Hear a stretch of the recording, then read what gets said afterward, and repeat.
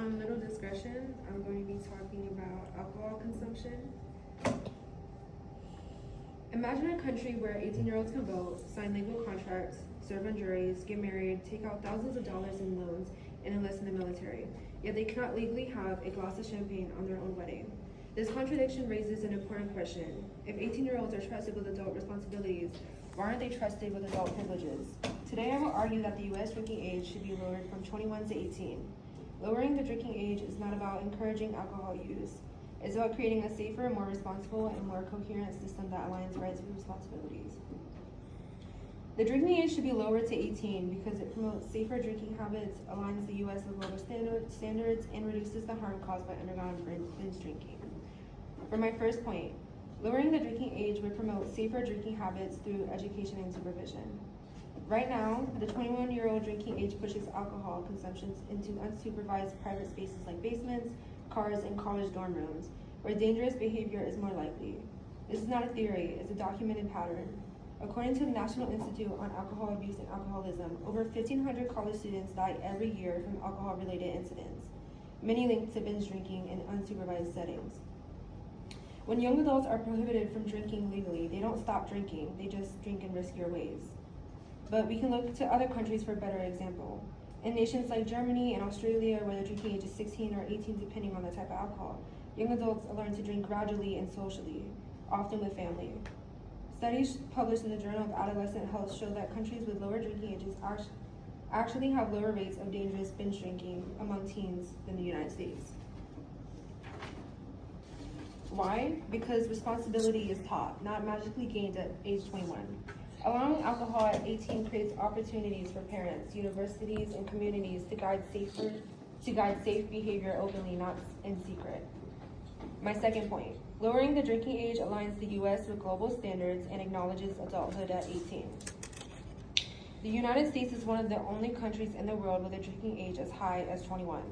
In fact, over 100 countries set the drinking age at 18 or younger, including Canada, the UK, France, Spain, Mexico, and all of Europe and South America. These countries are not flooded with alcohol disasters simply because their drinking age is lower. Instead, they treat 18-year-olds as adults because they are adults. In the U.S., 18-year-olds can legally live on their own, work full-time, vote for government leaders, sign contracts, serve in the military, and be tried as adults in court. If society acknowledges 18-year-olds as adults in every other area, then denying them the ability to drink legally is inconsistent and unfair. Adulthood should not be partial or selective. Lowering the drinking age does not grant new freedoms, it simply aligns drinking laws with every other law that already recognizes adulthood at 18. My third point, lowering the drinking age reduces the dangers of binge drinking by taking alcohol out of the shadows.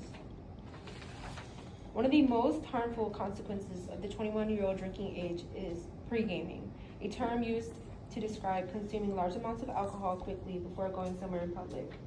This behavior is far more common in the U.S. than in countries with lower drinking ages. Research from the University of Minnesota found that students under 21 drink more heavily and more quickly than students over 21, specifically because they fear getting caught. When drinking is illegal for them, they prioritize not being seen over not being safe. Lowering the drinking age would take away the thrill and secrecy that encourage rapidly chugging alcohol behind closed doors. It would move drinking into regulated spaces, restaurants, bars, and supervised events, where there are ID checks, trained staff, consequences for over-serving, and emergency help nearby if needed. Let's be clear, people don't binge drink because the drinking age is lowered. They binge drink when access is unpredictable and punishment is high. A transparent, regulated system is safer than a secretive one.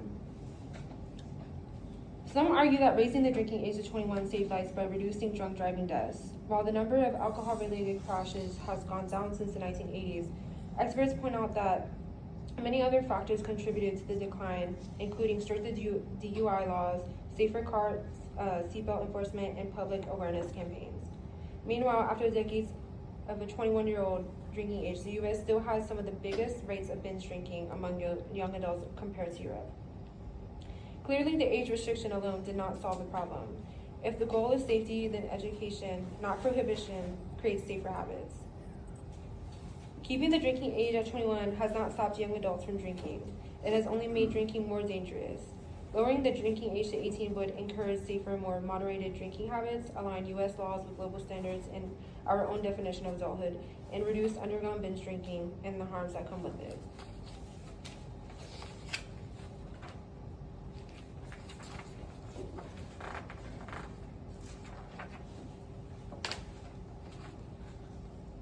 That's it, thank you.